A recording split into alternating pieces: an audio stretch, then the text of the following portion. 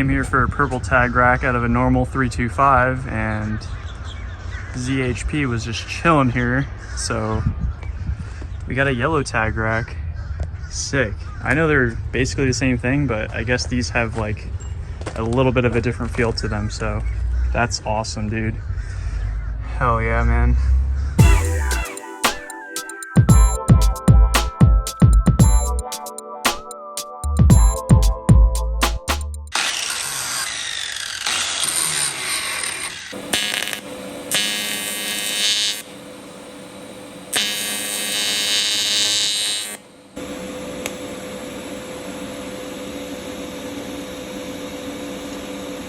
Oh, so that's fused. Yeah.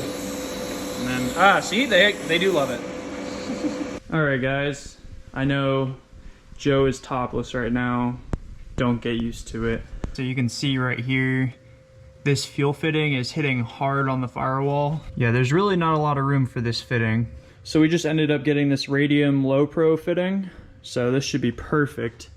It'll just be a hard 90 and it'll just go right into the fuel rail. And then we'll just have plenty of space because that is way too tight. But yeah, that's kind of a bummer because that fitting wasn't the cheapest thing from Vibrant. So whatever. This also wasn't cheap at all. This is $50 just for this one fitting. Like, pretty ridiculous. Yeah, you can see it's right here basically. So there's a lot more room that it's taking up. But yeah, that's how it is with builds sometimes. Maybe I can use this for something else later on, so we'll just put it in the AN fitting drawer. And this should be good to go now, guys. Let's test fit it, I guess. Oh yeah, we got plenty of clearance now. Perfect, dude, that is absolutely perfect. Sweet.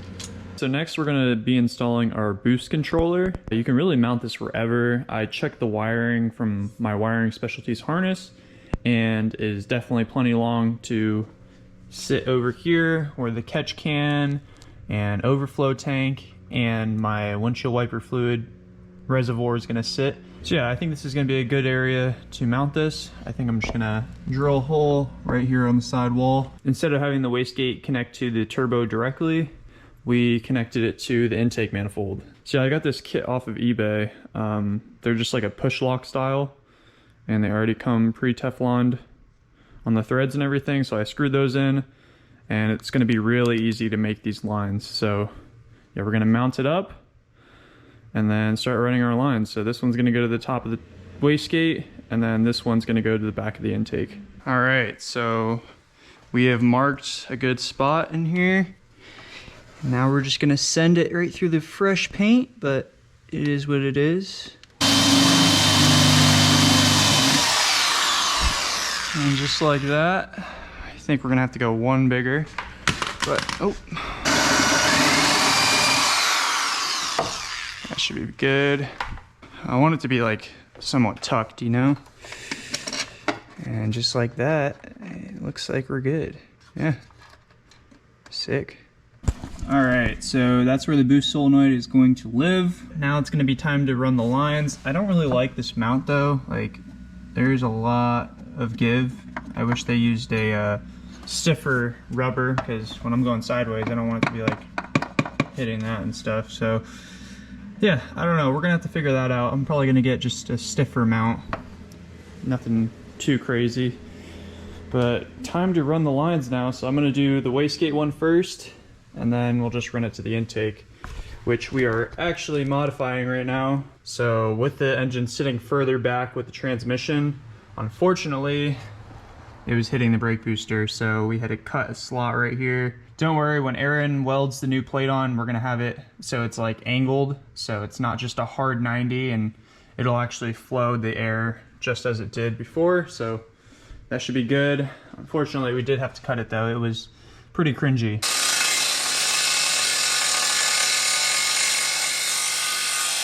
But it is what it is. Got to make it work. It's so nice seeing a throttle cable on here. Still needs some adjustment. When I hit full throttle, it doesn't open it quite all the way, so still a little bit of fine tuning with that. And we need to make a harder angle so the throttle cable points more this way, because it is rubbing on this liner on the inside. So I don't want it to be rubbing the entire time. It feels a little bit off, so gotta figure that out. But yeah, sometimes I do jump around, so let's just run these boost solenoid lines, get that all figured out, so that's all finished. We don't have to worry about that anymore, and then we can tidy up some other things. All right, that was actually not too difficult. So you can see the little push lock fittings in line. Those lines are just gonna run with these AN lines. I want to keep these as high as possible and just kind of tie them all together, maybe with like a zip tie or something, because my downpipe, so I don't want the downpipe heat to be burning all this stuff, but that's how we have to run it. Definitely gonna wrap all these lines in heat thermal blankets or whatever, especially around this area and on this oil feed as well. The overflow line will also go right here. We got to shorten it a little bit because the engine's back further, but it'll just go right to that nipple. So sick. That is all ran. Crazy.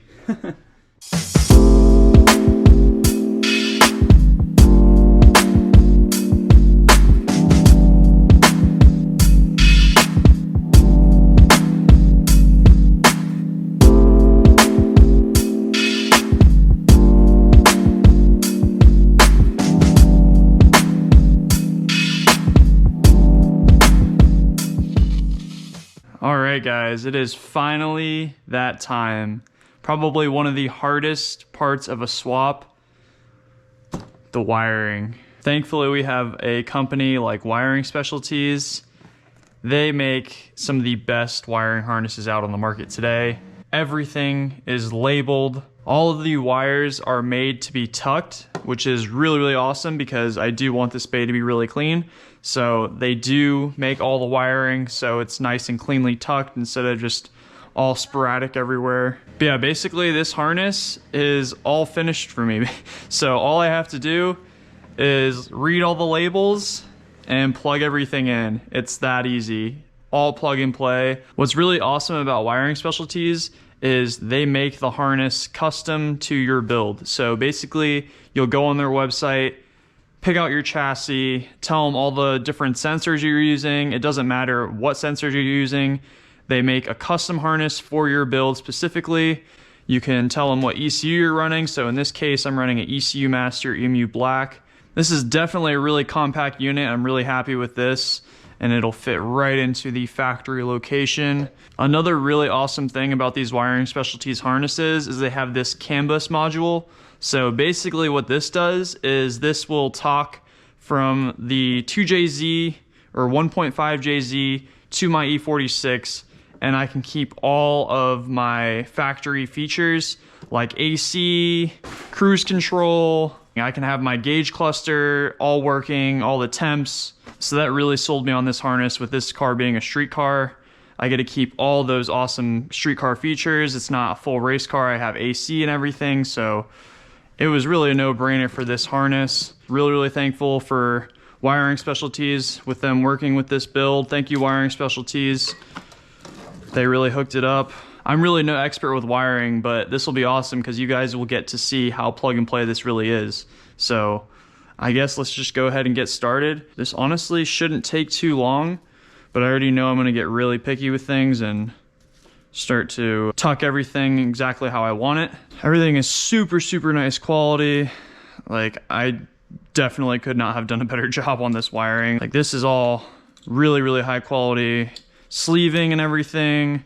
And I just know that everything's gonna have a solid connection. We're not gonna have any fire worries or anything with this wiring, like we probably would if I wired it myself. I think we're gonna just start with the coil packs just because they're right here. I think that's this harness, yeah. So you can see they're all labeled 3, 4, and they're all different lengths.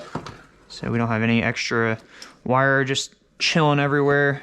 All right, we're gonna take this harness off. I've never done this before, so bear with me, guys. I really like how they have all these sub harnesses. Just makes everything a little bit easier because the whole entire wiring nest just gets kind of confusing, but once you start to break everything down, it's really not. So I guess we're just gonna go ahead and start plugging these things in. But yeah, we're just gonna run the harness under this little crankcase hose thing, so it's nice and tucked. 3, 2, really is just this easy. You just read the wiring and plug it in. Wiring Specialties made it super, super easy. So we can just kind of tuck these away like so. So yeah, there's the coil packs. You can see they're super tucked.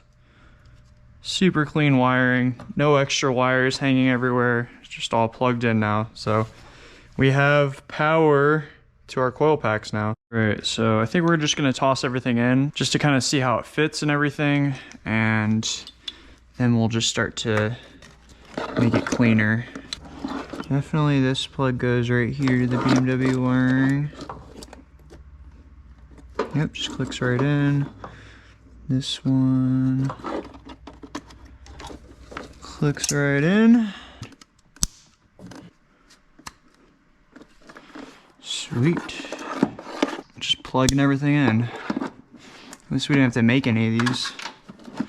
That would have been a nightmare.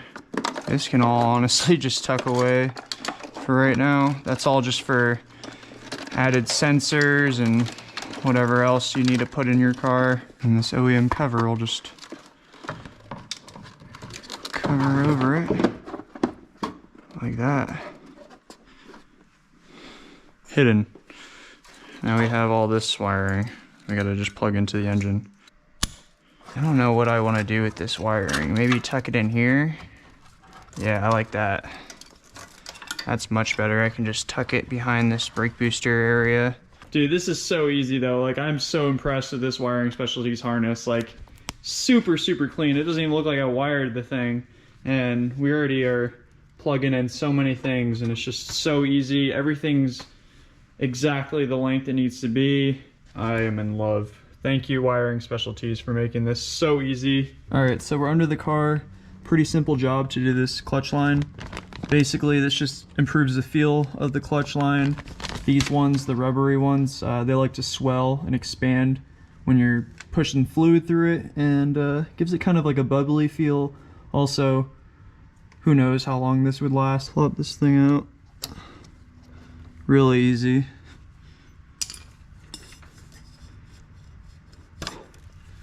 This comes right out.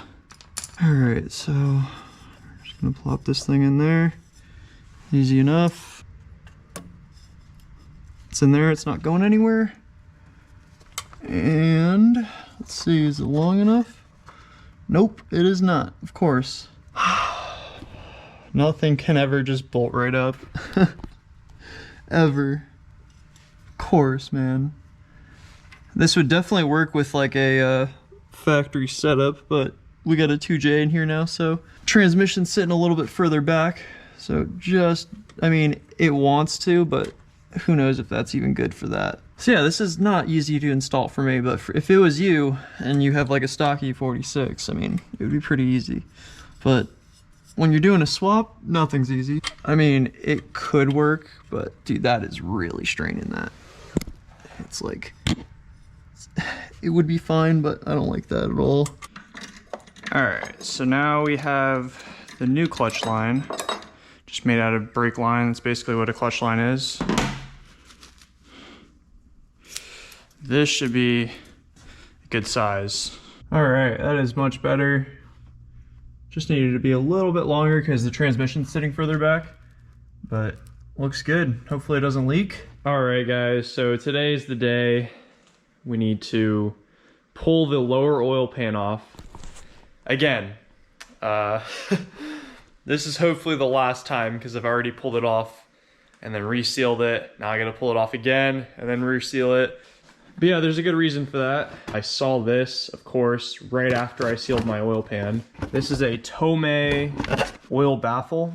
And if you guys don't know what that is, basically when you're drifting or doing hard cornering or whatever, the oil starts to like slosh around in the oil pan. And the pickup tube that picks up the oil and supplies oil to the engine, when it's sloshing around, it might starve of oil sometimes. So this basically prevents that, so it just keeps the oil trapped around the pickup tube. I really think this is a great idea to do.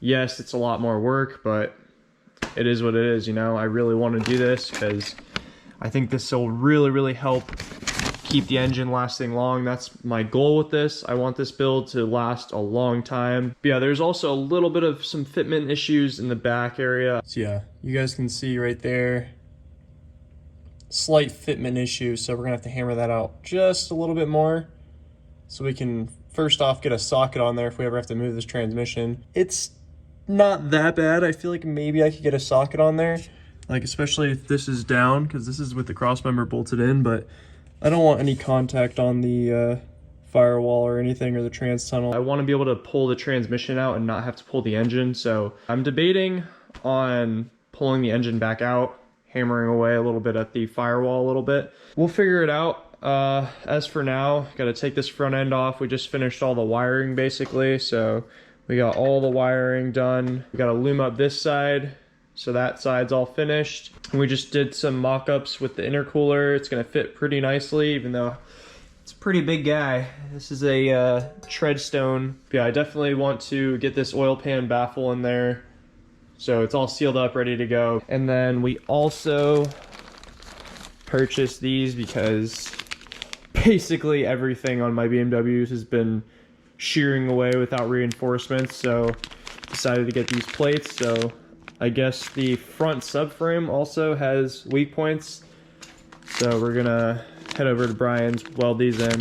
All right, I can't tell you I'm very thrilled to see it like this again, but it's time to head over to Brian's. We're gonna weld up that subframe. I got the reinforcements for it, so yeah, once we get back, I'm gonna ask my dad if he can move his car out of here, and then pull the oil pan, scrape everything off, just the bottom section now, so won't be too bad. Just gonna pull the bottom section, scrape everything off, put the oil baffle in, put it all back in, seal it up, and then toss this all back in. And then I'll do a detailed rundown on the wiring, just so you guys can see how easy it is to wire up an E46 to a 2JZ using the Wiring Specialties harness. It makes it super simple. Took under 10 minutes to unplug everything. All right, let's get to work. Thank you, David, for recording. I'm about to weld final piece right here. Got the insides in. Sorry I didn't record it much, but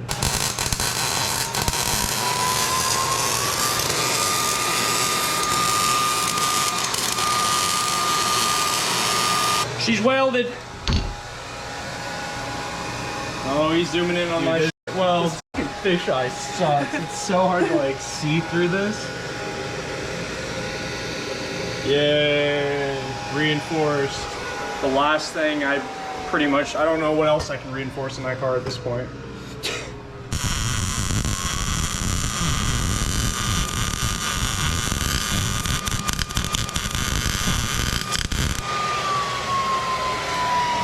Oh, it's on fire.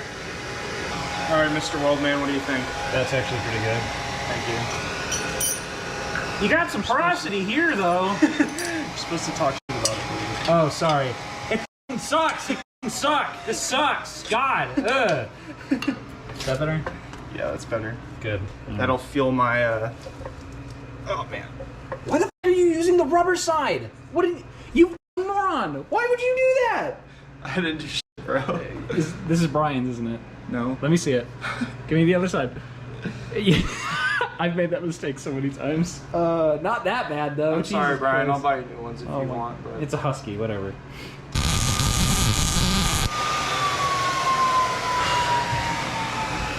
All right. Ah, more porosity. Hi, Brian. Need more gas coverage. Hi, Brian. dude, Brian got more Christmas gifts. More? Oh. Hey, what? HRE FF15. Oh. No! Why? Yo, show the viewers, Brian. Oh my god, we're on YouTube? Yeah. Oh, no. Oh, by the way, Oh no! How did that happen? You'll see I on don't want to video. talk about it. Oh, Dude! Terribly. Dude, should I weld it? No. Yeah. No, you can try it. It's not hooked up. They're aluminum. I mean, we have the aluminum option over here. Are you guys being good to Melissa? Excuse me. Dude, she's doing a great job, I think. I turned up the gas a little bit to 25 psi because it looks like it's or CFM or what CFM. I don't know which one that is. I haven't looked at that. You think that's good as is, or should I fill this gas? It should be totally fine. I'm gonna show them real quick what it looked like before. Yeah, so like you weld that in there. Yeah, they go in there. It's kind of weird. I had to like sand the this side a little bit, and then it fit in a lot better. And then yeah, it was really hard to weld in there, but it's in there now. So no f***ing way. Dude, that's what I asked for Christmas, and I didn't get it. Oh. Should we show them your Walmart tree? No. Yes, no? yes. I want to show them the snowman real quick. It's Christmas, by the way, so Oh yeah, that's why. Christmas Day. It is Christmas Day. It fell. Oh no. I just want to look at the snowman. The snowman's still. Dude, I know, right? There's so many cars right now. Yeah, this is David's new missile. I'm telling him to slide it. I think he should. Look at this snowman compared to the E46.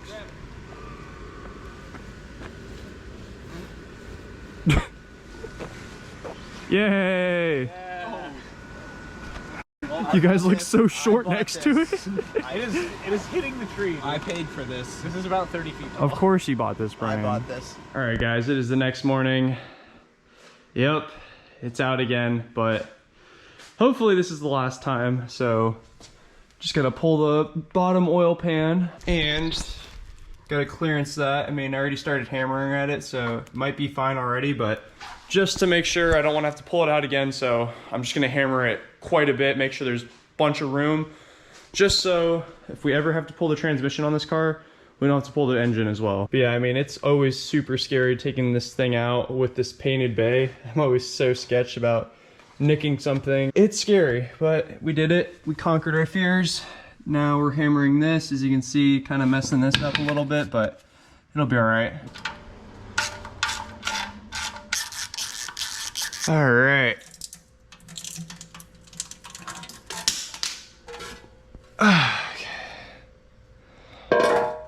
Time to scrape some more RTV. That's gonna be fun. All right, guys, so we just put the first plate on. I got all this scraped off and everything cleaned up, ready for the new RTV. I am so tired of scraping RTV. This is for sure the last time though. So we put some orange Loctite on all the bolts, so those, and then the nuts right there, tighten them down to 78 inch-pounds. And now it's time to put the baffle on. So because my oil pan is extended for additional oil, as you can see right there, and no, that's an old seal. I did remember to put the seal in, so don't worry. But yeah, my pickup tube is extended, so is the oil pan. So yeah, that's why we got these little spacers.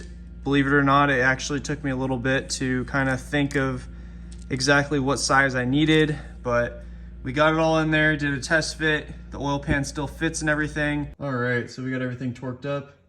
You can see the spacers, bringing it down just enough to completely encompass over the pickup tube. And then you got the flaps, so it allows oil to come in, but it doesn't allow oil to slosh out. So this thing is going to be suffocated in oil, which is very good. Yeah, it was a little ridiculous to pull everything out and undo all the wiring and everything, but at the end of the day, this is so worth it.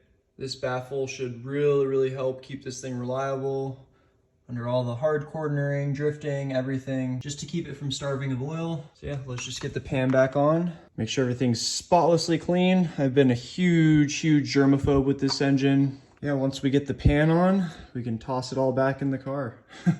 This is for sure the last time I am pulling this engine and the last time I'm pulling and scraping the oil pan. Like, everything's 100% at this point. This thing is ready to run and drift, and everything that I'm gonna do with it. I definitely plan on road tripping this car, doing a bunch of cool things. You guys are just gonna have to stay tuned and subscribe to see what we do with this build. But I am so stoked. Time to finally seal the pan for a final time. Like, this is, you can take my word for it this time. I know I've said this like probably way too many times, but this is it, guys.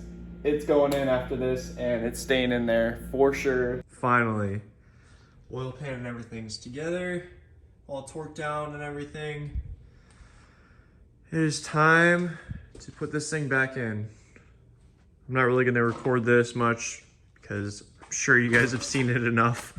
Yeah, for tonight, I just want this thing sitting in the car, all bolted up, ready to go. So yeah, I'm gonna show you guys step by step how I wired this thing up. So I like to separate the wiring harnesses. So it comes with multiple different harnesses. So you can see right here for the coil packs, it's like a separate little harness. So it makes it a lot easier when you're pulling the engine. You can just unplug each harness and then kind of leave this all in place. So you can see right here, I have all my wired up. So you can see right here, I have all my coil packs all wired up. And then as per instruction, it says to ground it to the head. So we have it just grounded right here. So yeah, this is super simple. Plug it in place, it clicks right into place. I have all the ECU wiring and everything plugged away into here. And it all fits in there nicely with the ECU Master EMU Black. And then you can see I kind of just tuck the harness into here. So it just kind of goes into there like that, and it just kind of rests in there. So yeah, now we're just gonna kind of bring this all over here. So it really doesn't matter where you start. Just start plugging everything in, I guess, you know? It really does help if you know the components of your engine, which if you're doing a swap, I'm pretty sure you do. A rear cam sensor. So this, we will just kind of tuck away right here, and it plugs in right there. Easy enough. That's one down. Flex fuel sensor, that is down there. So we'll just kind of bring it down there. And then these are all the injector wires. So we'll do that when we have the fuel rail on there. Fuel pressure sensor wire. It'll just kind of live down there. Starter power, so we'll just put that down there for when we go underneath the car. Idle air control valve, this is gonna just sit here because we don't have the intake manifold on there yet. K and K2, that's for the knock sensor. So the second one is back here. This harness right here is for all the stuff on this side. So we'll just kind of have this tucked like so. And then the alternator wire, we're gonna snake with the crank sensor wire. And then that just connects right to the back of the alternator, just like so. Look how easy Wiring Specialties makes it, like absolutely insane. It's all labeled for you. All the wires are the exact size they need to be with some play, just in case you want to tuck them a certain way. K and K1, knock sensor 1, all plugged in, ready to go. Oil pressure sensor, oil temp sensor. So those will all go down there. Ground, so we're just gonna put this ground probably right here on the block. So this is the VVTi plug. So it just kind of hooks in like so. Very satisfying clicks too with these connectors. These connectors are all OEM connectors, so they just plug right in very well. Most of this other stuff I need the intake manifold for, so yeah, it really is that simple, guys. Like, this thing's already almost all wired up. There was like 3 plugs that plugged into the factory plugs. You really can't mistake them for anything else because they're all proprietary to each other. So that was super simple in there. So now time to go under the car real quick. We're gonna plug some other little things in and then pretty much ready to go. But yeah, you can see it's super clean. It doesn't even look like I did anything with the wiring, especially when I have the intake manifold back on. You're not even gonna tell. It's insane. Wiring Specialties makes this a breeze, guys. Like, you saw right there, it was so simple. I'm not even a wiring expert, and it was all plug and play, super simple. Plugged in, ready to go. We have a reverse light now. It's that simple. And then I have this little like factory mount for the wiring right there. Gotta get another one from up here. The reverse light is in. So I have my flex fuel sensor right here. I think it fits beautifully. Right in like a factory location. I just used a little stud right here and it fit just right.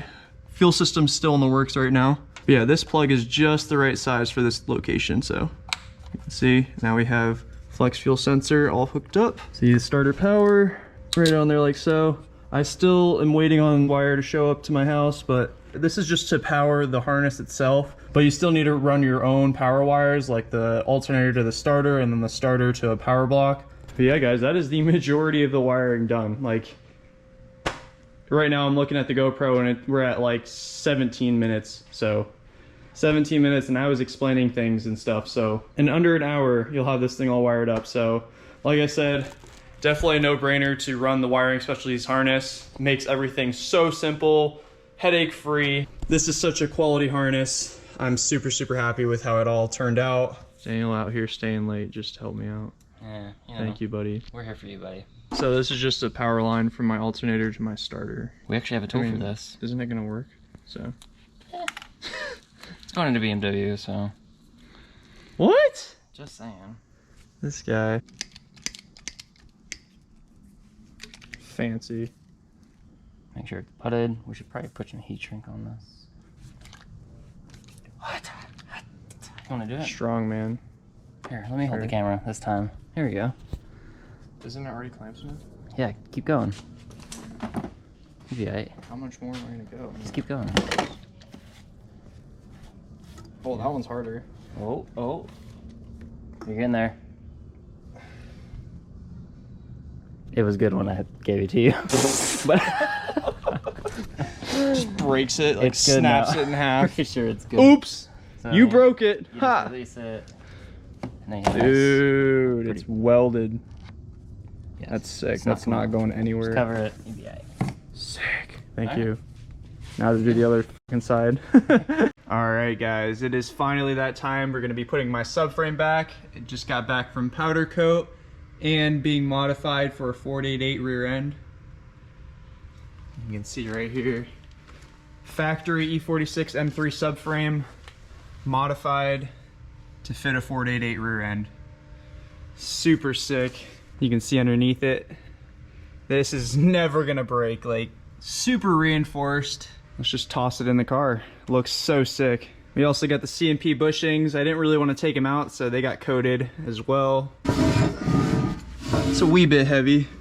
Oh man, it's a little bit heavier than I thought. All right guys, so stepping into the cooling side of things, we are gonna be installing our electric fan. So I went with a 2500 CFM Flexolite fan. Should be plenty enough for this application. I don't know if you guys know this, but I really hate fan shrouds. I think they just kind of suffocate the radiator with air. So I went over to the guys at N15 Design, and they make this bolt-in kit for an E46 M3. So basically, any SPAL type fan, 16-inch fan, which is what you're gonna use with an E46 M3 radiator, it'll just bolt right in. Nothing I have to make or anything, so that really eases install. I threw some wrinkle black paint over these things because basically everything in this engine bay is wrinkle black, so that's all dried up and ready to go.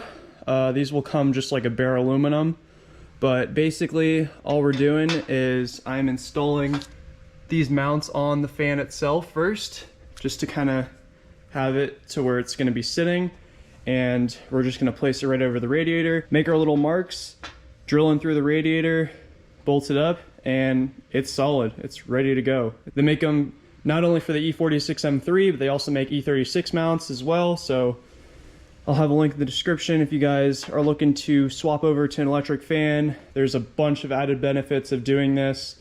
First off, you will not have the fan blades shoot into your hood, you know, ruining your hood or ruining your radiator or even your day at the track. So I'd highly recommend going over to an electric fan setup.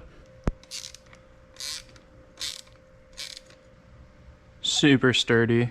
All right, so there's probably many ways to mark the holes, but what I did is I just got this like really little sharp punch and just put them each in while this is resting on there and just hammered each one. So there's like a little mark for each little hole that I'm gonna make. So yeah, let's just get to drilling, I guess. All right guys, it is finally that time. The intake is finalized, everything is good to go. We got it all cleaned out on the inside. Got the brake booster hose, map sensor slash fuel pressure regulator hose is gonna go to this right here. So that's gonna be plugged in when the intake's on. I can still reach my hand in there. And then these are for the boost solenoid and the wastegate. Then we got the idle air control valve right here. And this right here is the mount for the dipstick. So we have a riv nut right there, just so I don't have to get a bolt and a nut right there. It's really, really hard to get in there. So that should work great. But finally guys, it is finally time. You can see right there, it's all modified to fit. Nothing too crazy. We just had to just kind of recess this a little bit in there, but she's ready to go in. So yeah, once the intake is in, that means we can put the fuel rail injectors in, plug everything in, and up front is all good to go. I talked to Aaron over at SCNS. They're going to be doing the AC lines on this car, so he said we could do it with the intake on. So yeah, we're just going to toss everything on so everything is ready. Once this intake is on, everything up front is going to be ready. All we need to do is the intercooler piping and the exhaust work, and everything works. All the wiring, everything is finished. So yeah, guys, finally, we are getting close. We are getting there. Yeah, let's just get this intake on. It shouldn't be very fun, but something we got to do. Guys, check this out. We had so many boxes just get delivered. One of the ones I'm most excited about is finally my Slr Angle Kit came in the mail. Oh, it's beautiful. Cannot wait to install this. So yeah, E46 is getting SLR. Might as well put some angle on this thing. I mean, it's going to be making way more power, so I definitely don't want to be hitting full lock and not having more angle. So yeah, I think we're going to just install that now. We also got some fuel line, all the rest of the fuel fittings that I need to run my whole fuel system. And yeah, we got like some little misc things. I needed a new sending unit for my fuel, and I needed a new like interior piece. We're also wiring in the halos. So we got this all ready. Brand new halos, brand new front lenses, brand new turn signals. So this thing's looking very, very tidy now. Dude, I'm excited. This car is coming together so close, man. Like fuel lines and it'll start, and then we got the Slr Angle Kit. So let's go, dude. This is exciting. Very, very exciting.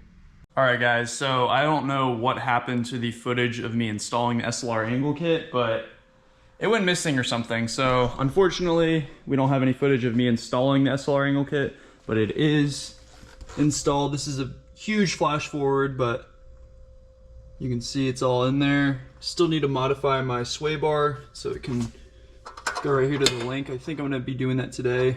But yeah, real quick, I just want to show you guys the angle because it is absolutely insane. I just gotta turn the key over to position 1 so I can turn the wheel.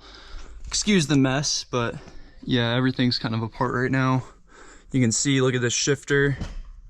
Shifts really nice and smooth, which is really awesome.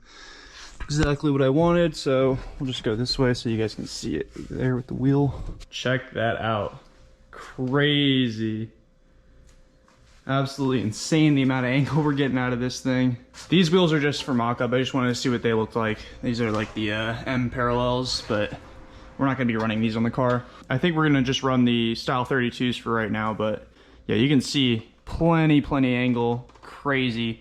I cannot wait to test this thing out. One quick thing I wanted to mention about installing this kit that kind of gave me some issues. Everything was straightforward except for this part right here, the lollipop mount.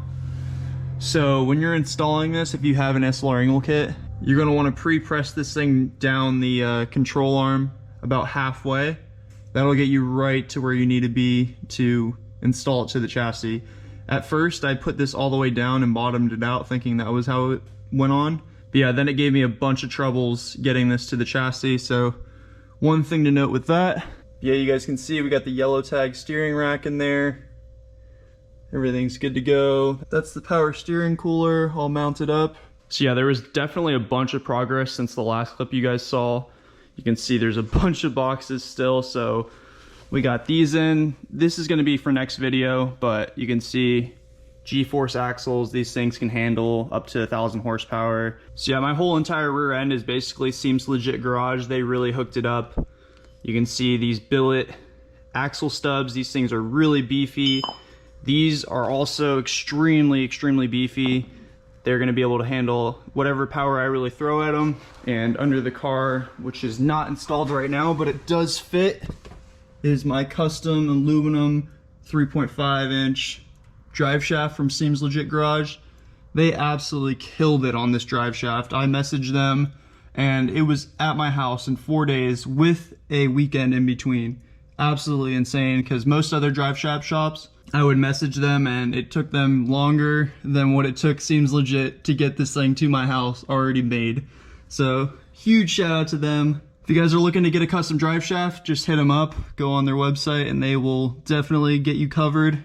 So yeah, here's the 488 rear end. You can see it's not in the car right now because we are waiting on a very, very special order that is coming soon. So that is going to be for next video, guys. We're going to show you the entire drivetrain on this car. It's definitely bulletproof for whatever I'm going to throw at it. I went with this 488 rear end because it just simplified a lot of things. Like, I didn't really like the diff design getting it out of this car. This really makes it a lot easier to get the diff out. And these are also proven to be very, very strong. And you guys will just have to see more reasons why next episode I went with the 488 rear end. But yeah, guys, we completely finished the fuel system on this car. I didn't really record much because I was just in the zone, but you can see really cleanly done. Yeah, I really wanted to keep it OEM plus. I didn't want to take up a lot of space in the trunk. I wanted to have a lot of room for like tires or whatever. That's why it's all dirty, but the surge tank is back here. This thing's going to be running a surge tank so I don't starve of fuel, but you can see it's just kind of chilling back here. And then we got a D-Schwerks 350 in there, so it should be plenty of fuel. So yeah, now I won't have any fuel starving issues, which could really damage the engine. Really wanted to do that. So we got all PTFE lines. But yeah, doing this entire fuel system, I decided to delete the entire like purge valve system back here. And they're just breathing back there. I don't know if you guys can see back there, but there's like 2 little filters. Huge shout out to Lorenzo Fuel. He really helped me out with that. I was kind of confused on how I should run this so I could breathe the tank, but like not run like the admission stuff because we live in Florida. But yeah, he really helped out with that. He also really helped out with the throttle cable. I had a bunch of questions with that. And I don't even personally know him, but he like went out of his way to help me. So yeah, huge shout out to Lorenzo. Thank you, man. You really have helped me out with this build quite a bit. Go check out his E46 build. It's super, super clean. You can see the fuel lines that come out right here. I already checked all the way when it hits the bump stop and it did not touch the fuel lines, which is good. That was one worry I had, but you can see they come out.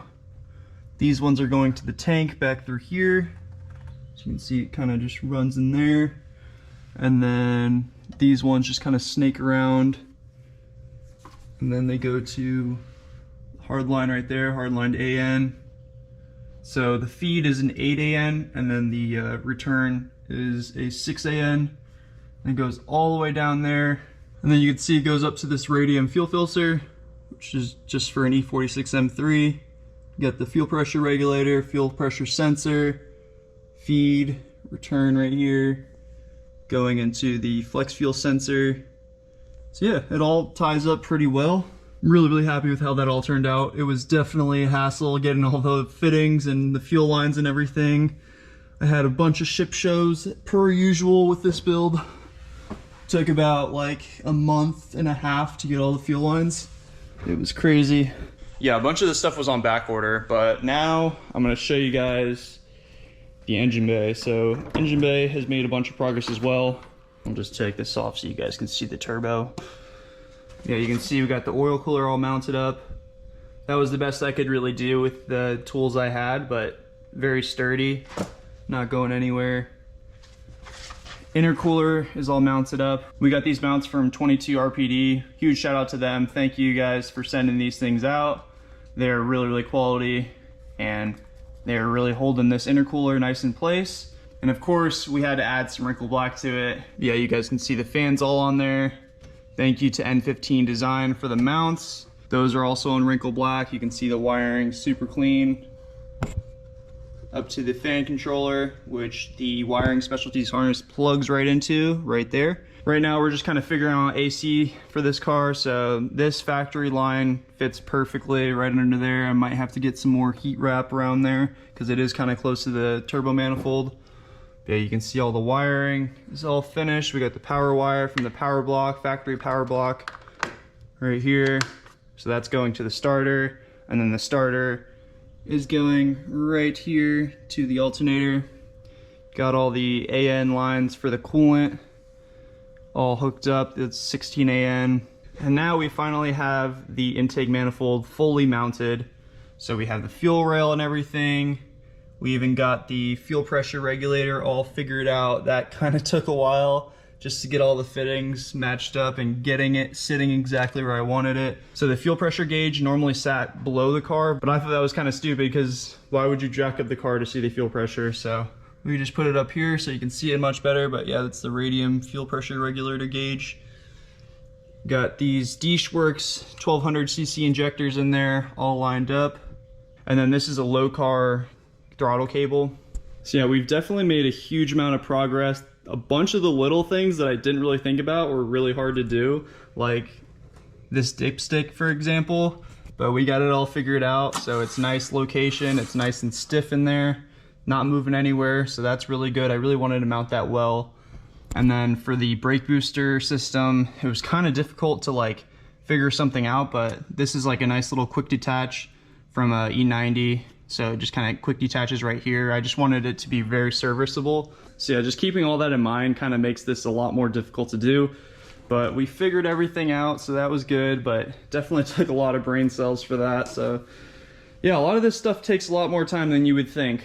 Yeah, we even got our nice little decal right there. Just kind of, it's the details, guys. It's ready to start at this point. Like I could technically get a base map on this thing right now, but I want to wait till the downpipe is made. Like I don't want the turbo just shoot in the back and like hit all this stuff right here, so I don't want to start it yet. I also want to have the intercooler piping made, but that's the final stage. So yeah, once I get my special package in the mail for my differential, I can put all the rear end together and everything, have it ready to get onto a trailer, and then we're going to do the downpipe, intercooler piping, and then we're going to get a base map on this thing. So it's really close, guys. Like super, super close. I just want this thing to be ready to drive when it starts. I don't want to start it and then like be waiting on other things. I want this thing to be ready to go onto the dyno as soon as it starts. So very, very excited, guys. We don't have a lot left. I mean, we do have the AC system that kind of needs to be worked up. So like we need to mount this up